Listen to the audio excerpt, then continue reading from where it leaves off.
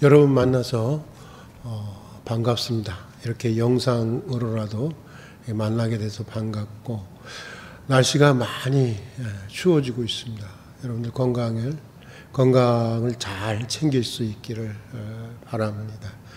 오늘은 아시는 대로 이제 대림절 마지막 주일이고, 이번 주 금요일에는 성탄절이 시작이 됩니다. 여러분,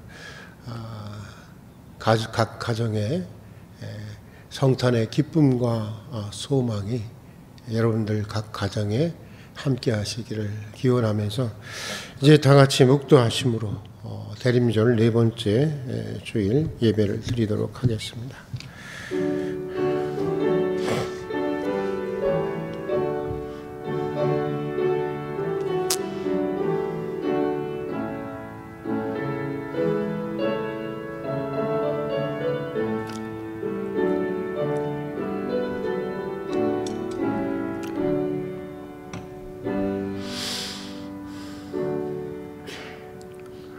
아름다운 소식을 시온에 전하는 자여, 너는 높은 산에 오르라. 아름다운 소식을 예루살렘에 전하는 자여, 너는 심써 소리를 높이라. 두려워하지 말고 소리를 높여 유다의 성읍들에게 이르기를, 너희의 하나님을 보라 하라. 보라, 주 여호와께서 장차 강한 자로 임하실 것이요 친히 그의 팔로 다스릴 것이라. 보라, 상급이 그에게 있고 보응이 그의 앞에 있으며, 그는 목자같이 양떼를 먹이시며 어린 양을 그 팔로 모아 품에 안으시며 젖먹이는 암컷들을 온순히 인도하시리로다. 아멘. 은혜와 사랑이 풍성하신 하나님 아버지, 지난 한 주간 동안도 은혜 가운데 인도해 주시고 오늘 다시 예배의 자리로 불러주신 것을 진심으로 감사드립니다. 오늘도 깊은 참회와 감사로 드리는 저희 예배를 받아주시고 주의 은총을 사모하는 영혼들을 만족하게 해 주시옵소서. 특별히 주의 오심을 기다리는 대림절 절기 이 마지막을 축복해 주셔서 저희로 깨어 기도하게 하시고 주님을 뜨겁게 영접하는 은총의 기회가 되게 해 주시옵소서. 지치고 분주했던 저희 몸과 영혼이 주님 안에서 고요히 안식하며 성탄의 기쁨과 소망이 넘치는 예배가 되게 해 주시옵소서. 예수님 이름으로 기도드립니다. 아멘. 우리 찬송가 112장 같이 부르겠습니다. 찬송가 112장입니다.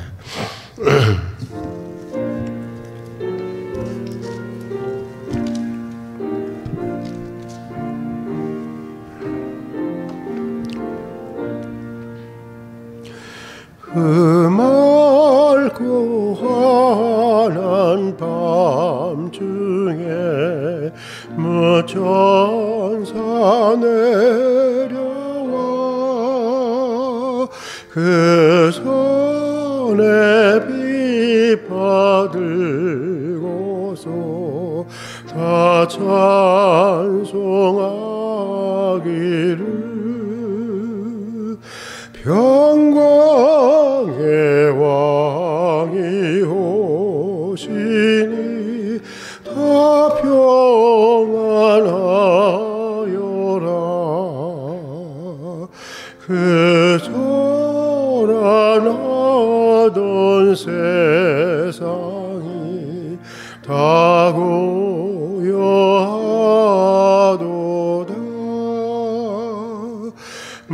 천사 날개 펴고서 이 땅에 내려와 그때에 부른 노래가 또다시 들리니, 이 슬픔 많은 세상에 그리로 넘치고 온 세상 기뻐 뛰놀며 다 찬송하도다. 이 괴로움 많은 세상엔 짐지고 가는 자 그 험산 출경 넘느라 온몸이 고난하 이 죄악 세상 살 동안 새 소망 가지고 저 천사 기쁜 찬송을 들으며 쉬어라. 예선지에 연하여 베들레헴 성에 주 예수 탄생하시니 온 세상 구주라. 저 천사 기쁜 노래를 또다시 부르니 온 세상 사는 사람들 다 화답하도다. 우리 신동일 장로님 나오셔서 우리 기도를 인도해 주시겠습니다. 하나님 아버지 감사합니다. 오늘 거룩한 주일을 맞아요. 저희들도 주님 앞에 나와서 예배드리게 하시니 감사합니다. 그래서 우리가 대림점 네 번째 주일을 맞이하고 한 해를 마무리 지을 수 있는 은혜 주신 거 감사합니다. 매년 반복된 수많은 일이 있었지만 올 한 해에도 되돌아보며 올 한 해 나의 나된 것은 다 하나님의 인도하심인 것을 깨닫게 했고 잊지 말고 감사하는 생활이 날마다 더할 수 있도록 은혜도 허락하여 주시옵소서. 하오나 주님, 잘되고 감사할 일들이 제대로 감사하지 못하였으며 잘못하고 후회할 일들이 제대로 회개하지 못하였음을 고백합니다. 믿음이 연약하여 때마다 잘못된 일들이 후회할 일들이 많이 있었음을 고백하고 회개하오니 이제 돌아온 새해에는 우리 생활이 감사하고 기뻐하는 일들만 날마다 이루어질 수 있도록 주님 도와주시옵소서. 역사를 주관하신 하나님 아버지, 첫날이 끝이 보이던 코로나 바이러스가 감염증이 우리나라를 비롯하여 전 세계로 재확산되어 하루가 다르게 확진자가 늘어나고 목숨을 잃는 자가 늘어나는 가운데 이를 위해 노력하는 방역당국과 의료진들을 새 힘을 주시고 지혜와 능력을 주셔서 방역과 치료에 전념할 수 있도록 주님 도와주시옵소서.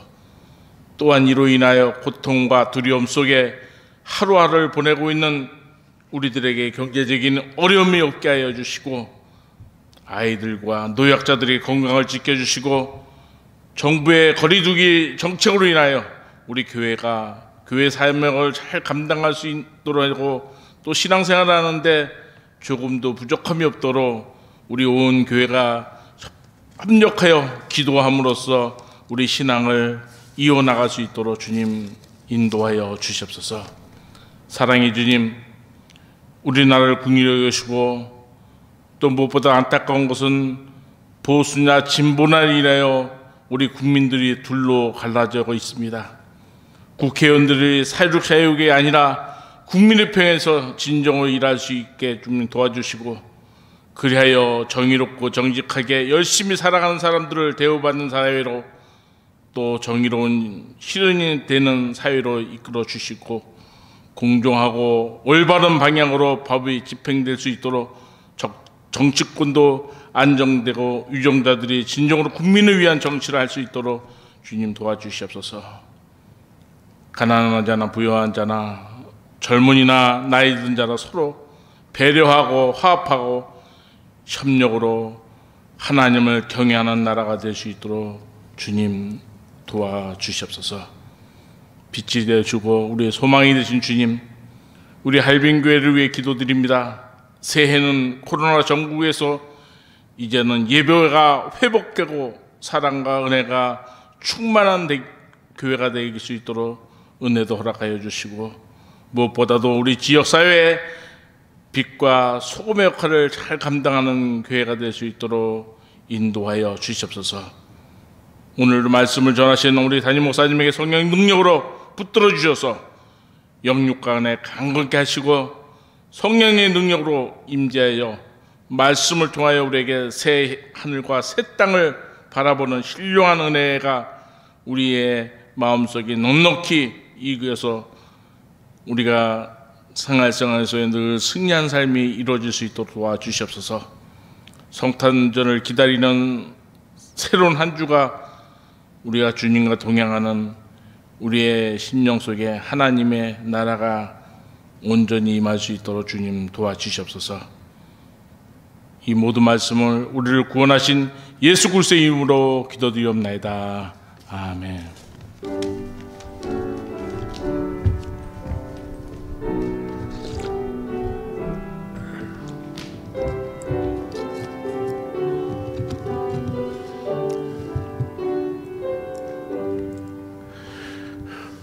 대림절 네 번째 주일 우리에게 주시는 하나님의 말씀은 우리가 너무나도 잘 알고 익숙해 있는 본문입니다. 요한복음 3장 16절의 말씀입니다. 조금 마이크 좀 올려주시겠어요? 마이크를 좀 더 올려주세요. 쭉. 요한복음 조금만 더 올려주세요. 요한복음 3장 16절의 말씀입니다.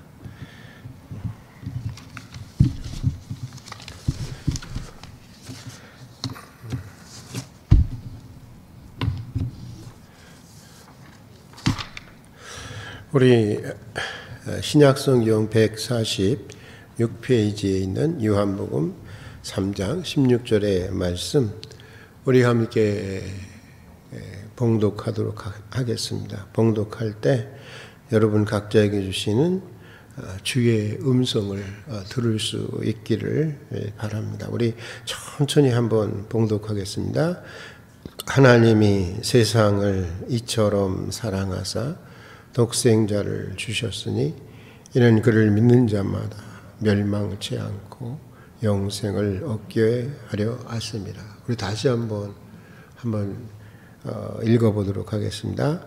하나님이 세상을 이처럼 사랑하사 독생자를 주셨으니 이는 그를 믿는 자마다 멸망치 않고 영생을 얻게 하려 하심이라. 주일학교 때부터 늘 우리가 가깝게 늘 접했던 말씀 중에 하나가 아닌가 생각합니다. 아시는 대로 오늘은 대림절 주일입니다. 그리고 이번 주 금요일은 아기 예수가 탄생한 성탄절이기도 합니다. 당연히 모두가 모여서 축제처럼 기쁨을 나누어야 하는 절기인데 이 코로나 사태로 그러지 못하고 있습니다. 얼마나 아쉬운지 모르겠습니다. 그러나 그럼에도 성탄의 기쁨과 소망이 겨우 여러분들의 가정에 충만하시기를 기원하고 또 축복합니다. 지인 목사님으로부터 이런 장로님의 이야기를 들은 적이 있습니다. 장로님은 사업가로 참 정직하고 성실한 분이셨다고 하는 것입니다. 그러나 사업을 하다가 실패를 해서, 그렇죠. 사업을 한다고 해서 누구나 또 잘 되는 것 아니지 않습니까? 사업을 하다가 크게 실패를 해서 부도를 맞았다고 합니다. 그렇게 되자 장로님은 아내와 자식을 볼 면목이 없어서 밖에 나가서 하루 종일 거리를 배회하다가 가족들이 잠든 시간이 되면 살며시 집에 들어오곤 했다고 하는 것입니다. 그런데 어느 날인가 그날도 그렇게 하루 종일 거리를 배회하다가 천근만근되는 몸을 이끌고 집으로 돌아왔는데 집 안팎으로 불이 훤하게 켜져 있더라고 하는 것입니다. 그리고는 가지런히 몸 담장을 한 아내가 문 밖에서 남편을 기다리고 있더라는 것입니다. 남편 장로님을 반갑게 맞이한 아내는 장로님을 안방으로 데리고 가서 같이 기도한 후에 이렇게 이야기했다고 합니다. 여보, 온 세상 사람들이 당신을 욕해도 난 당신의 진실을 믿습니다. 비록 부도가 나서 우리가 많은 빚을 지고 있지만 그 옛날 욥이 하나님의 축복을 받아서 다시 일어났던 것처럼 나는 언젠가 당신이 다시 일어날 줄로 믿습니다. 그리고 여보, 당신을 사랑합니다. 그 어느 때보다도 지금의 당신을 더욱 뜨겁게 사랑합니다. 굉장히 그 신앙이 깊은 그런 분이었던 것 같습니다. 그 어느 때보다도 지금의 당신을 더 뜨겁게 사랑합니다라는 아내의 진실한 고백을 들으면서 장로님은 남자의 체면이고 뭐고 간에 그냥 주저앉아서 대성통곡을 했다고 하는 것입니다. 슬퍼서가 아닙니다. 초라해서가 아닙니다. 너무나 감사하고 너무나도 고맙고 너무나도 감격스럽고 너무나도 행복했기 때문이라는 것입니다. 그리고는 아내의 손을 꼭 잡고 여보 고맙소.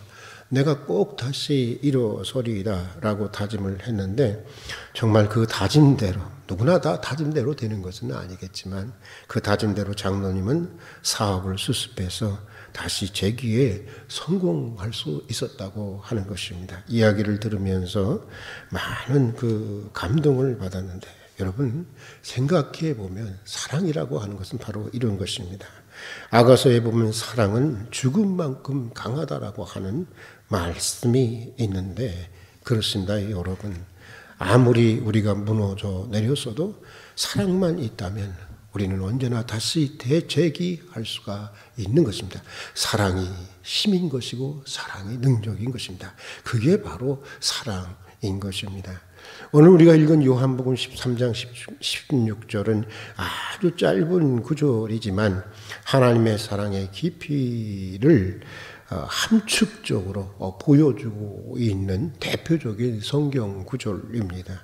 많은 성서학자들은 오늘 우리가 읽은 요한복음 3장 16절의 말씀을 서양 철학사에 있어서 플라톤의 위상에 해당되는 그런 말씀이라고 생각을 합니다. 플라톤 아시지 않습니까? 서양 철학의 바로 소크라테스의 제자였던 플라톤을 말하는 것입니다.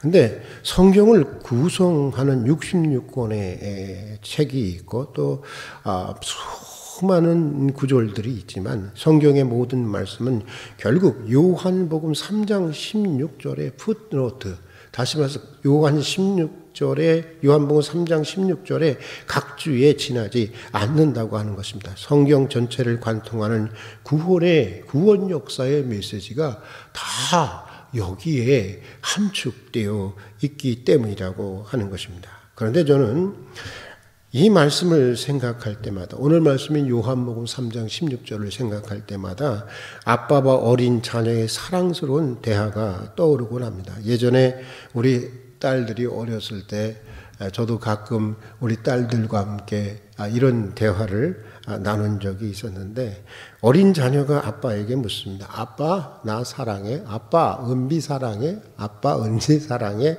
하고 묻습니다. 그러면 그럼 사랑하지. 얼마큼? 아이들은 그냥 지나가는 법이 없습니다. 반드시 묻습니다. 얼마큼? 아빠는 양손을 크게 벌려서 이만큼 하는 모습을 이렇게 보여줍니다. 하나님이 세상을 이처럼 사랑하사, 이처럼 사랑한다는 것입니다. 다시 말해서 이만큼 사랑한다는 것입니다. 얼만큼요? 아들을, 그것도 하나밖에 없는 아들을 세상에 내어주시기까지, 십자가에 내어주시기까지 사랑한다고 하는 것입니다. 혹시 여러분은 세상에서 이런 사랑을 경험해 보신 적이 있습니까? 남편에게서 경험해 보신 적이 있습니까? 아내에게서 경험해 보신 적이 있습니까? 아니면 자녀에게서 혹은 부모에게서 경험해 보신 적이 있습니까? 가만 보면 사람이라고 하는 것은 자신의 인생과 목숨을 담보로 한 사랑은 가능한 것 같아요. 저도 이거는 가능할 것 같아요. 그러나 자녀의 인생과 목숨을 담보로 한 사랑은 사실은 거의 이것은 불가능한 것입니다. 계백장군 같은 사람 빼놓고는 거의 불가능한 사랑이 바로 이런 사랑이 아닌가 생각합니다. 우리의 경험이 그것을 증명해 주고 있습니다. 큰딸아이가 유치원을 다니기 전이었어요. 우리 집에서 한 10분쯤 떨어져 있는 장모님의 댁에 이렇게 잠시 맡겼는데 오후 4시쯤에 장모님으로부터 전화가 온 것이었습니다. 아이가 나가서 2시간이 되었는데도 돌아오지 않는다라고 하는 것입니다. 장모님이 얼마나 정말 이렇게 황당했을까 그런 생각을 하게 되는데 그 전화를 받고 처가댁으로 달려가는데 약 한 10분 정도의 거리거든요. 그 10분 동안 아이에게 일어날 수 있는 모든 불행한 상황들이, 미래의 불행한 상황들이 필린처럼 머릿속을 돌아가는데 제일 많이 떠오르는 모습이 어떤 건지 아세요? 제일 많이 떠오르는 모습이 지하철 입구에서 동냥하는 어린 앵벌이의 모습이었어요. 순간 하나님께 이런 절규가 터져 나왔습니다. 하나님, 나 죽어요. 하나님, 나 죽어. 죽어요까지도 안 했어요. 하나님, 나 죽어. 그렇게 얘기를 했어요. 만약에 이 아이에게 불행한 일이 생기면 그냥 나도 죽어버리겠다고 하는 것입니다. 당신도 나를 사랑한다고 하니까 내가 죽으면 당신도 딸을 잃어버린 내 고통을 알게 되지 않겠냐는 것입니다. 이건 기도가 아니죠. 이건 협박이죠. 공갈이죠. 그런데 그런 못된 기도가, 그런 잘못된 기도가 그냥 저절로 튀어나오는 것이었습니다. 그것도 복음을 위해서 한평생을 바치겠다고 하는 신학생의 입에서 말입니다. 솔직히 그때는 정말 아이가 무사할 수만 있다면 지옥이라도 들어가고 싶은 심정이었습니다. 여러분이 아시는 대로 저는 그렇게 훌륭한 부모가 아닙니다. 제 아이들도 가끔 제게 아빠는 말이야 빵점짜리 아빠야 라고 저를 놀려댑니다. 저 역시 부끄럽지만 아이들에게 좋은 아빠가 아닌가 보다 그런 생각을 들기는 합니다. 그런데 그런 빵점짜리 아빠도 자녀에 대한 사랑이 이렇게 정말 그 지독한 것인데 사랑 자체이신 하나님 아버지는 어땠을까요? 우리는 크리스마스가 되면 늘 예수님을 주제로 한 설교만을 듣지 예수님을 보내야 했던 하나님 아버지에 대한 설교가 거의 없는 것을 보게 되는데 여러분 정말 하나님, 그를 보내야 했던 하나님 아버지의 심정은 어떻겠습니까? 아마도 틀림없이 아들 대신 아버지가 오시고 싶었을 것입니다. 아들 대신 아버지가 고통을 당하고 아들 대신 아버지가 십자가에 달려 죽고 싶었을 것입니다. 그런데 아들을 보냈어요. 아들이 고통을 당했고 아들이 죽었어요. 왜일까요? 이처럼, 아니 이만큼 사랑한다는 것을 보여주기 위해서가 아닐까요? 이 사랑을 입증하기 위해서, 하나님의 사랑을 입증하기 위해서 성부, 성자, 성령 하나님께서 사랑 가운데 결정하신 것이 아닐까요? 그래서 성부 하나님 자신보다 더 귀하고 소중한 성자 하나님을 보내시려고 삼위일체 하나님 사이에서 합의가 이루어진 것이 아닐까요? 가끔 보면 난 사랑받은 적이 없어. 교도소에 가면 그런 사람들 참 많더라고요. 나는 사랑받은 적이 없어. 정말 힘들게 큰 분들도 참 많아요. 그런데 난 사랑받은 적이 없어. 또 어떤 분은 이런 얘기를 해요. 나는 그 누구의 도움도 없이 자수성가했어. 라고 하는 말을 하는 사람이 있는데 우리 제발 그런 말 좀 그만해야 하는 것입니다. 우리 모두는 다 이런 하나님의 사랑을 알게 모르게 받아왔던 것이고 지금도 이 사랑을 받고 있는 것입니다. 여러분 햇빛을 한번 생각해 보세요. 비를 한번 생각해 보세요. 믿는 사람이든 믿지 않는 사람에게든 햇빛이 비춰지고 비를 내려주십니다. 하나님을 믿든지 하나님을 믿고 있든지 그렇지 않든지 하나님은 우리 모두에게 아들을 내어주신 하나님의 사랑을, 그 사랑의 가운데 우리 모두가 살아왔다고 하는 사실을 잊지 말아야 하는 것입니다. 우리 모두는 다 이런 하나님의 사랑을 받아왔고 지금도 이 사랑을 받고 있는 것입니다. 몰라서 그렇지 깨닫고 보면 우리는 지금 이 사랑 가운데 살아가고 있는 것이고, 비록 냉정한 세상 같지만 이 세상 또한 이런 하나님의 사랑으로 충만한 세상인 것입니다. 그래서 우리는 이 세상에 비록 악과 모순이 많음에도 불구하고 이 세상을 긍정하며 살아갈 수가 있는 것입니다. 아들을 내어주기까지 사랑한 하나님의 사랑에 붙들려서 그 사랑의 의미를 집요하게 추적해 갔던 바울은 로마서 8장에서 그 사랑의 의미를 이렇게 고백하고 있습니다. 제가 읽도록 하겠습니다. 만일 하나님이 우리를 위하시면 누가 우리를 대적하리요?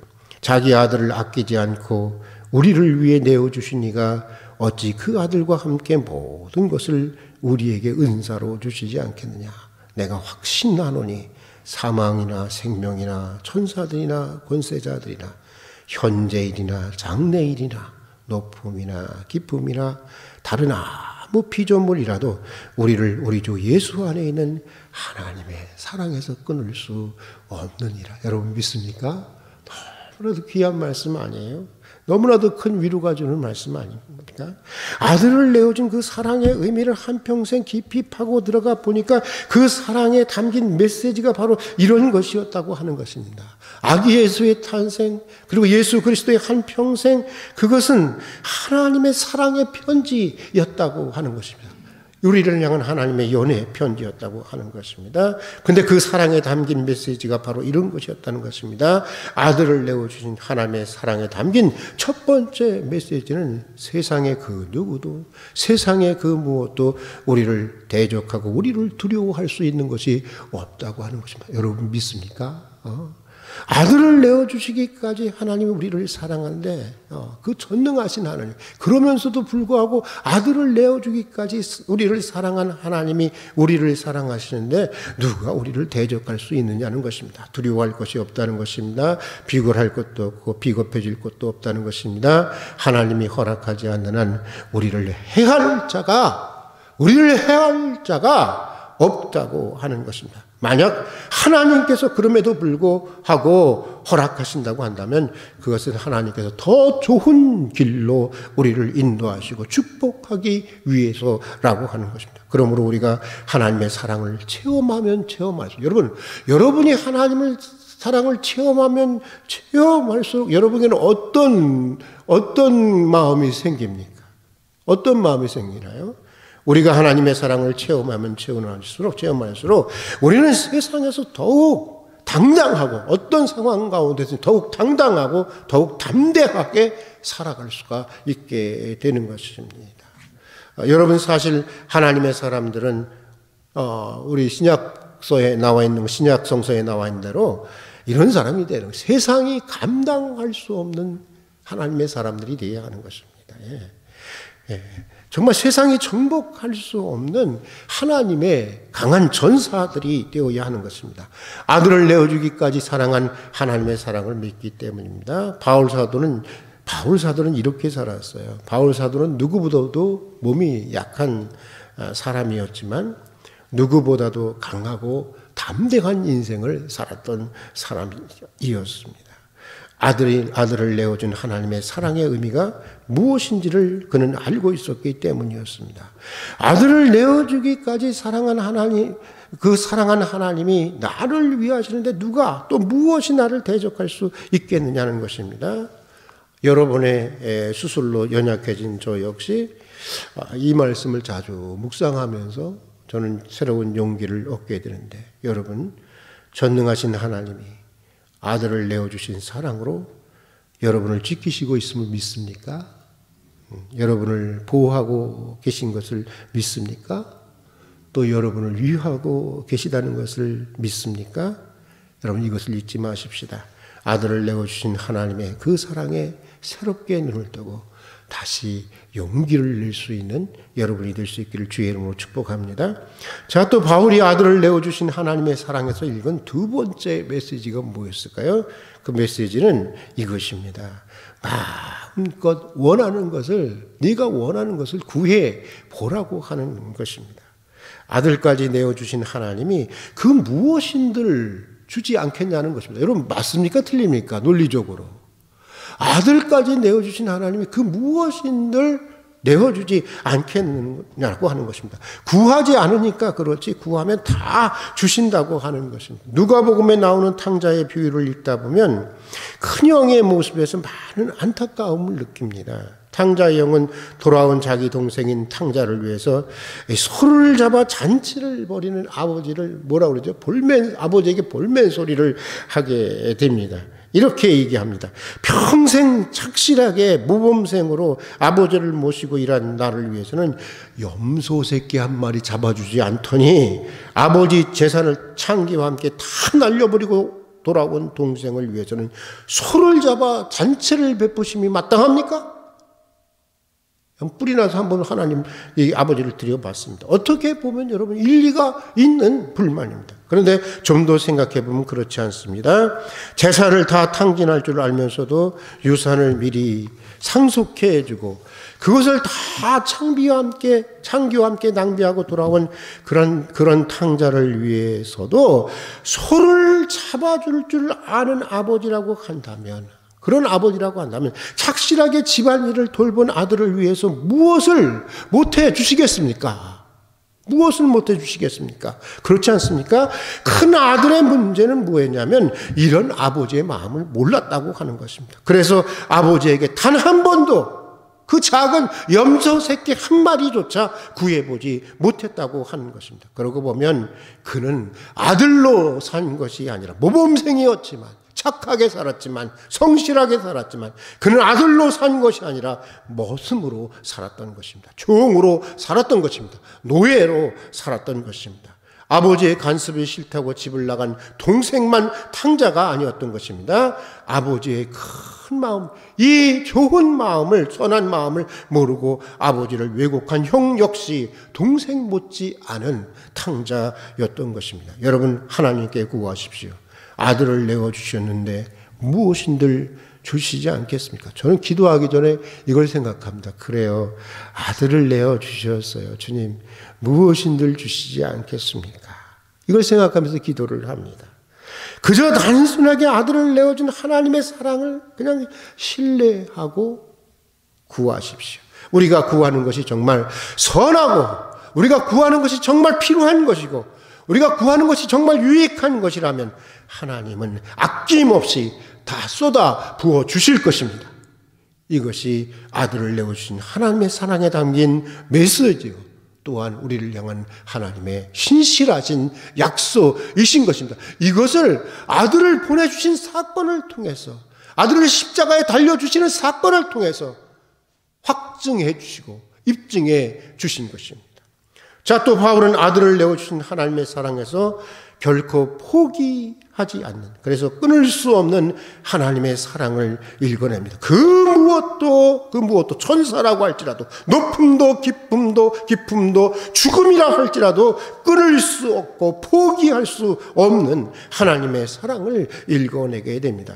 설령 내가 하나님을 포기한다고 해도 하나님은 결코 나를 포기하지 않는다고 하는 것입니다. 이것이 아들을 내어준 하나님의 사랑에 담긴 메시지라고 하는 것인데, 여러분 그렇습니다. 우리는 시장에서 단돈 몇백 원 주고 산 물건도요, 그냥 버리는 법이 없습니다. 콩나물이든 무슨 나물이든 간에 버리는 법이 없습니다. 저는 우리 어머니를 보면서 그걸 버리는 적을 본 적이 없습니다. 그런데 하나님의 아들을 십자가에 내어주고, 아들을 십자가에 내어주고 구원한 하나님의 자녀를 하나님께서 그냥 버리시겠어요? 그냥 포기하시겠어요? 말이 안 되잖아요.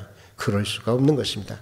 하나님은 결코 포기하지 않는 것입니다. 이것은 사실요, 제가 제 못난 인생을 걸고 확실하게 간증할 수 있는 진실입니다. 철없던 시절, 제가 가끔 얘기했지만 저는 하나님 앞에 이렇게 했어요. 이 거머리 같은 하나님아, 제발 떨어지라고. 거머리 같은 하나님이라고 그랬어요. 내가 얼마나 안 떨어지던지. 제발 이제 나를 좀 내버려두라고. 발로 차고 욕을 해도 여러분, 하나님은 어떻게 했을까요? 저를 떠났을까요?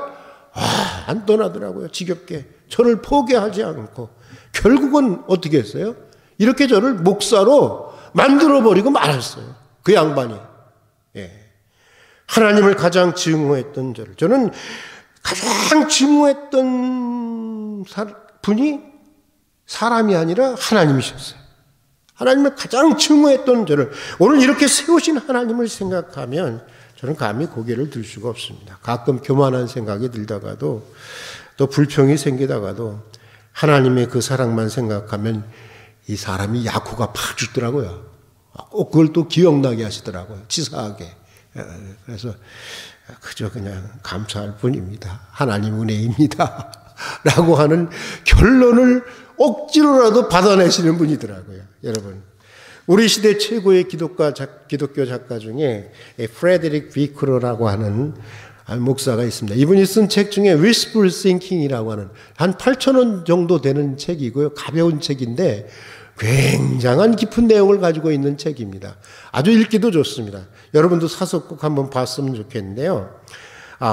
Wishful Thinking, 그러니까 다시 말해서 희망을 가지고 생각하기라는 책이 있는데 그는 그 책에서 이런 말을 했습니다. 여러분 한번 잘 들어보세요. 조금 어려운 말이긴 해도 굉장히 의미가 깊은 말입니다. 성경적인 관점에, 우리 한번 따라서 한번 해볼까요? 성경적인 관점에서 보면 역사는 견디어내야만 하는 부조리도 아니고, 요거 그러니까 역사가 굉장히 사람들은 모순이고 부조리고 악이라고 하는데 꼭 그러니까 견뎌내야만 하는 그런 것들도 아니고, 두 번째는 또 거부해야 하는 환상도 아니며, 그러니까 이게 그 플라톤 같은 사람은 이제 이데아와 현상을 나눠서 현실을 나눠서 이 현실은 하나의 환상이라고 얘기하잖아요. 그림자라고 얘기하잖아요. 이것으로부터 이걸 거부하고 실제적인 어떤 세계를 바라봐야 된다고 하는 것인데 그런 것도 아니라는 거예요. 그 다음에 다시 또 한번 해봅니다. 해탈해야 하는 영겁의 순환도 아니다. 영겁의 순환도 아니다. 그러니까 이 불교나 동양 사상에서는 계속적으로 이 인간의 생로병사라고 하는 이 영겁의 순환을 벗어나는 것을 갖다가 해탈이라고 하지 않습니까? 그걸 고통으로 보고, 그러니까 그런 것도 아니라는 거예요. 역사라고 하는 것은 성경적인 관점에서 볼 때는 우리 다 같이 계속 또 따라서 한번 해볼게요. 그것은 우리 각자를 어딘가로 인도해 가기 위한 일련의 중대하고 반복될 수 없는 소중하고 유일한 순간들이다. 하나님께서 역사를 하나님의 어떤 아주 심오한 시나리오를 가지고 이 구원의 역사를 모순 속, 역사의 모순 속에서도 정말 선하게 인도에 가신다고 하는, 주관에 가신다고 하는 그런 내용입니다. 여러분, 그런데 역사만 그런 것이겠습니까? 아들을 내어주시기까지 사랑한 하나님의 사랑에 붙들린 우리 그리스도인의 인생도 그런 것입니다. 믿음의 관점에서 보면 우리가 직면하는 모든 순간들은 그것이 성공이든 실패이든 기쁨이든 슬픔이든 우리 각자를 최종적인 하나님의 손으로 인도해 가기 위한 일련의 중대하고 반복될 수 없는, 다시 말해서 결코 포기하지 않는 하나님의 사랑에 붙들린 은총의 순간들인 것입니다. 그래서 아들을 내어준 하나님의 사랑에 대한 체험은, 아들을 내어준 하나님의 사랑에 대한 체험은, 이 성탄절에 대한 진정한 체험은 우리에게 삶에 대한, 우리의 삶이 어떻든 간에, 우리의 삶의 현실이 지금 어떻든 간에 절대적인 긍정을 불러일으키고 절대적인 희망을 불러일으키게 된다고 하는 것입니다. 하나님의 사랑을 체험하면 체험할수록 우리가 직면하는 모든 것들을 더욱 긍정하게 되고 모든 것 속에서 더욱 하나님의 희망을 발견하게 된다고 하는 것입니다. 데이비드 시멘스라고 하는 세계적인 상담학자는 오늘의 크리스찬이라는 잡지에서 오늘의 그리스도인이 가진 문제를 두 가지로 압축할 수 있다고 보았습니다. 굉장히 참 날카로운 그런 지적이었는데, 첫째는 그 말씀을 읽어보겠습니다. 먼저는 두 가지 문제 중에 먼저는 아들을 내어주시기까지 사랑한 하나님의 사랑을 그대로 받아들이지 못하는 것이고, 여러분은 아들을 내어주신 하나님의 사랑을 그대로 받아들이십니까? 그대로 받아들이지 못하고, 또 다른 하나는 그런 사랑을 베풀지 않기 때문에 그런 하나님의 사랑을 깨닫지 못하는 것이다. 모든 그리스도의 문제는 단순화시켜보면 이 두 가지에 압축되어 있다고 하는 것입니다. 전곡을 찌르는 말인데, 여러분 정말 우리가 아들을 내어주시기까지 사랑한 하나님의 사랑을 우리가 정말로 그대로 받아들인다고 한다면, 정말로 우리가 그 사랑을 안다고 한다면 우리가 그렇게 불안해하고 두려워하겠습니까? 그렇게 비겁하고 비굴하고 그렇게 위축되고 그렇게 의기소침해지고 그렇게 흔들리고 그렇게 낙심할 수 있겠습니까? 몰라서 그런 것입니다. 아니, 알아도 제대로 알지 못하고 있기 때문인 것입니다. 사랑하는 교우 여러분, 하나님은 세상을 이처럼 사랑하사 독생자를 주셨습니다. 성탄의 절기는 한 아기로 태어난 성자 하나님 예수를 기념하는 절기인 동시에 어쩌면 그거보다 더, 자신보다 더 소중한 아들까지도 아낌없이 보내주신 하나님 아버지의 사랑에 새롭게 눈을 뜨는 절기인 것입니다. 그래서 이처럼 사랑한 하나님의 사랑을 깨닫는 절기요, 또 그 사랑을 온전히 누리고 향유하는 절기인 것입니다. 매해 돌아오는 성탄의 절기를 통해서 독생자를 보내주신 하나님 아버지의 사랑을 알고 그 사랑을 누리며 그 사랑으로 인해서 사랑의 사람으로, 우리도 사랑의 사람으로 다시 태어나는 은총이 여러분 모두에게 있기를 바라면서 오늘은 여기까지 하도록 하겠습니다. 같이 기도하겠습니다. 사랑하는 하나님 아버지, 매해 돌아오는 성탄의 절기를 통해서 독생자를 내어주시기까지 나를 사랑한, 우리를 사랑한 하나님 아버지의 사랑을 깨닫고 그 온전한 하나님의 사랑을 누리며 살게 해 주시옵소서. 독생하신 아들을 내어주신 하나님 아버지의 사랑의 의미와 그 깊이와 넓이와 높이에 새롭게 눈을 뜨게 해주시고 저희들 역시 사랑의 사람으로 다시 태어나는 성탄의 절기가 되게 해 주시옵소서. 예수님 이름으로 기도드립니다. 아멘. 우리 50장 찬송 부르면서 준비하신 봉헌을 하도록 하겠습니다.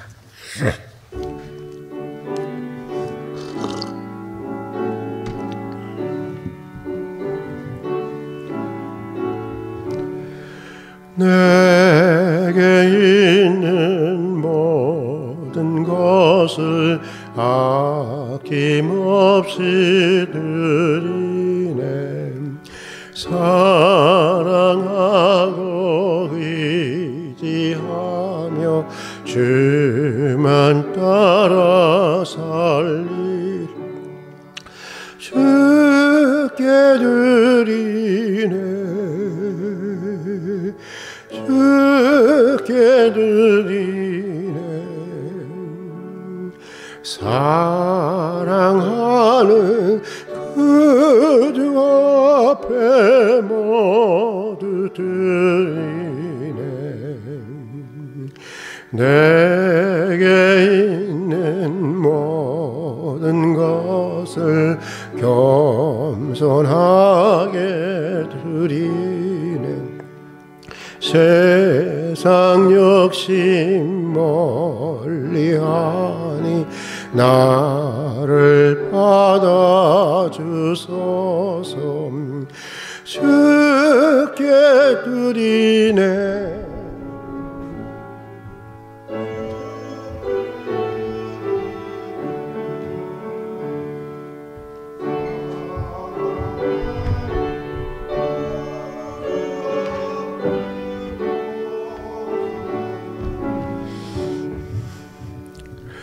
내게 있는 모든 것을 주를 위해 드리네. 주의 성령 충만하게 내게 내려주소서. 주께 드리네. 주께 드리네. 사랑하는 주 앞에 모두 드리네. 아멘. 같이 기도하겠습니다. 은혜와 사랑이 풍성하신 하나님 아버지, 오늘도 베풀어 주신 주의 크신 은혜를 기억하며 감사로 드리는 저희 예물을 받아 주시옵소서. 우리에게 있는 모든 것들이 주님께로부터 왔고 또 모든 것이 주의 선한 뜻을 위해서 쓰여져야 하는 것을 고백하는 믿음으로 예물을 드립니다. 11조를 드립니다. 감사의 헌금을 드립니다. 비전과 선교와 구제 그리고 장학 헌금, 성미와 주정 헌금을 드립니다. 매우 어려운 때이지만 정성을 다해서 드리는 우리 성도들의 예물을 받아주시고 예물과 더불어 성도들의 땀과 눈물의 소원도 받아주셔서 드려지는 예물처럼 성도들의 인생과 가정을 참으로 복되고 아름답고 또 풍성하게 채워 주시옵소서. 특별히 고난 가운데 있는 우리 성도들을 기억해 주셔서 무엇보다 낙심하지 않게 해주시고 오늘 그 아픔의 자리가 오히려 기도의 자리가 되게 해주시고 오히려 주님께 더 가까이 나아가 주님과 깊은 교제를 나누는 그런 자리가 되게 해주시고 오늘 그 눈물의 자리가 치유하시고 회복하시는 하나님의 놀라운 이사와 기적과 능력을 경험하는 은총의 특별한 자리가 되게 해 주시옵소서. 우리 모든 성도들에게 영원히 잘 된 것처럼 강건하며 범사에 형통한 은혜를 내려 주시옵소서. 예수님 이름으로 기도드립니다. 아멘. 우리 같이 활빈가족 소식란을 보도록 하겠습니다. 이제 이 해의 연말까지 또 뭐 1월 달에는 어떻게 될지 모르겠지만 지금 뭐 하루 평균 막 1000명 이상의 지금 그 환자들이 나오고 있기 때문에 코로나 환자들이 나오고 있기 때문에 비대면 예배를 계속해서 드리도록 하겠습니다. 여러분들 자기 자신의 건강을 위해서 자기 가족의 건강을 위해서도 그렇지만 이웃의 건강을 지켜주기 위해서도 우리가 그리스도인으로서 더욱더 방역에 철저히 할 수 있도록 도와주시고 지난 시간에도 말씀드렸지만 이제는 누가 걸려도 이거 이상할 것이 없는 그런 시기가 되었습니다.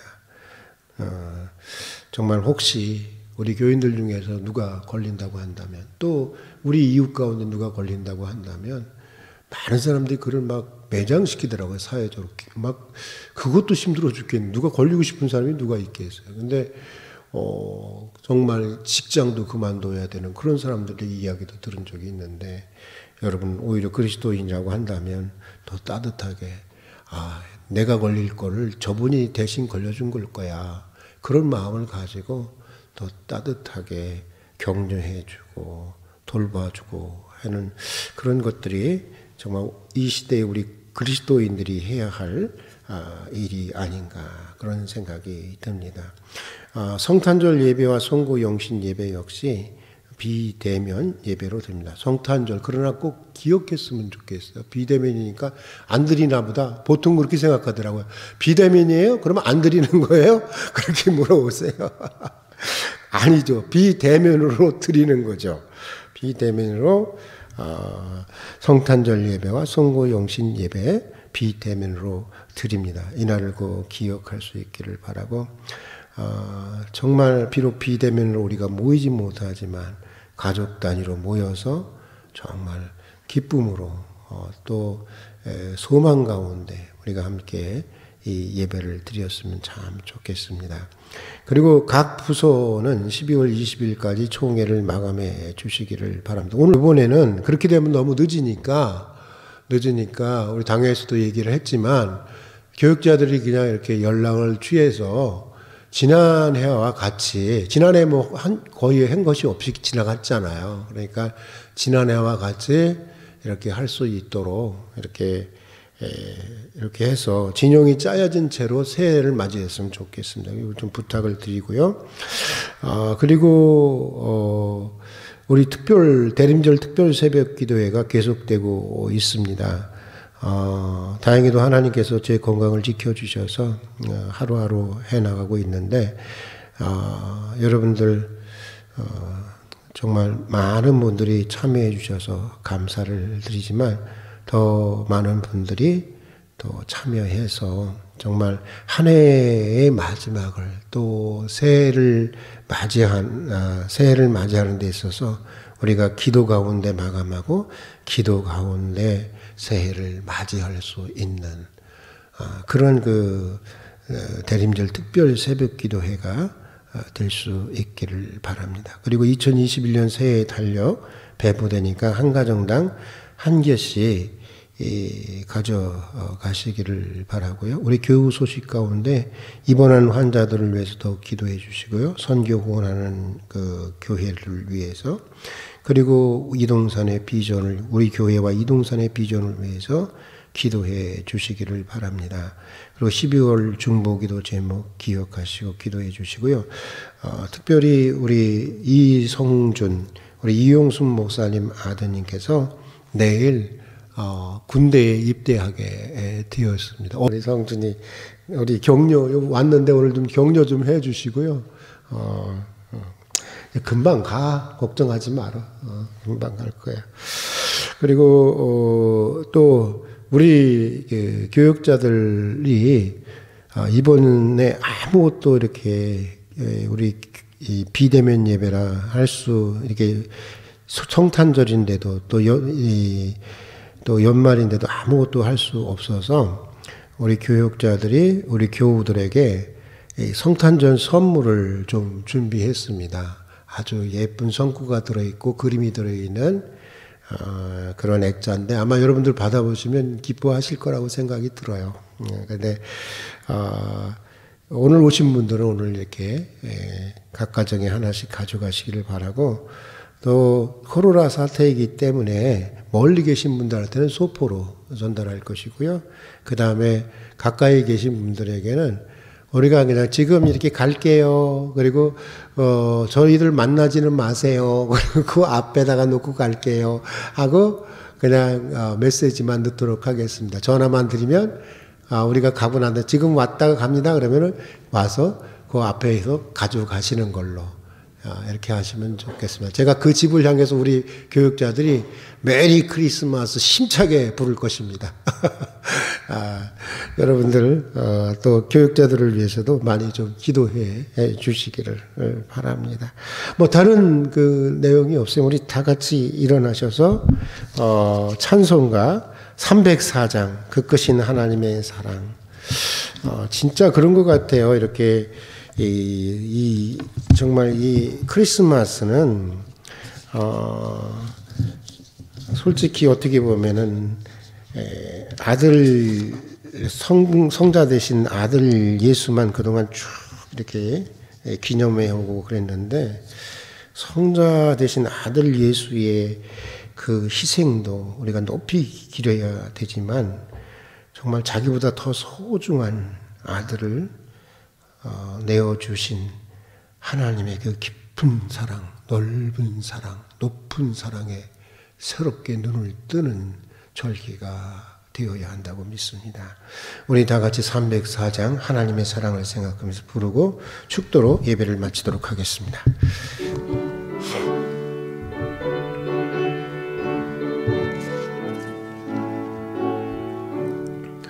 그 크신 하나님의 사랑 말로 다 형용 못하네.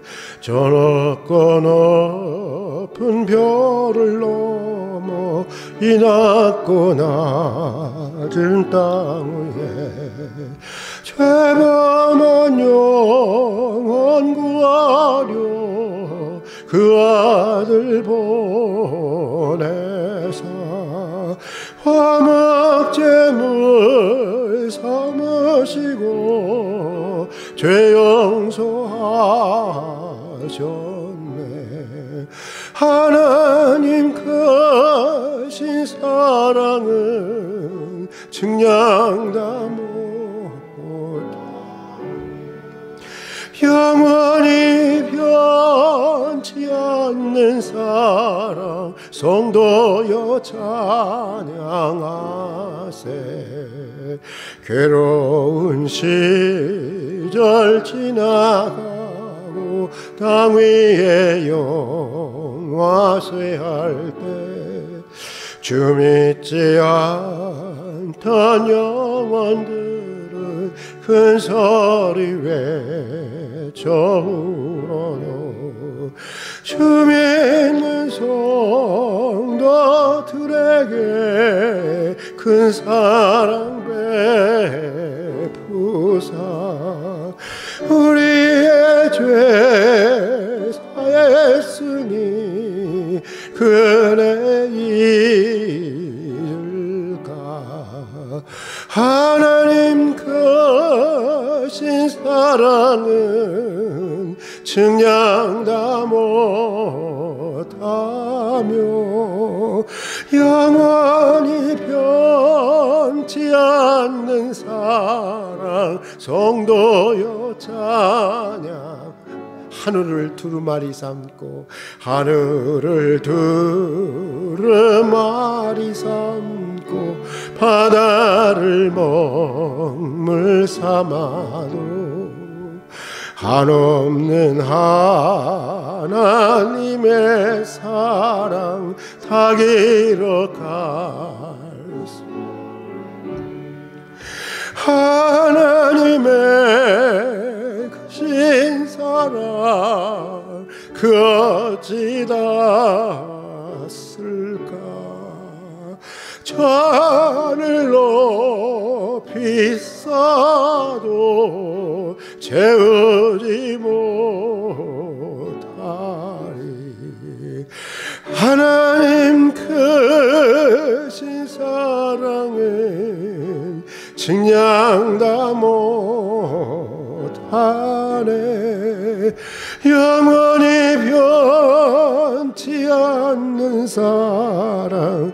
우리 3절 한번 다시 한번 부르겠습니다. 하늘을 두루마리 삼고 하늘을 두루마리 삼 바다를 먹물 삼아도 한없는 하나님의 사랑 다 길어갈 수 없겠네.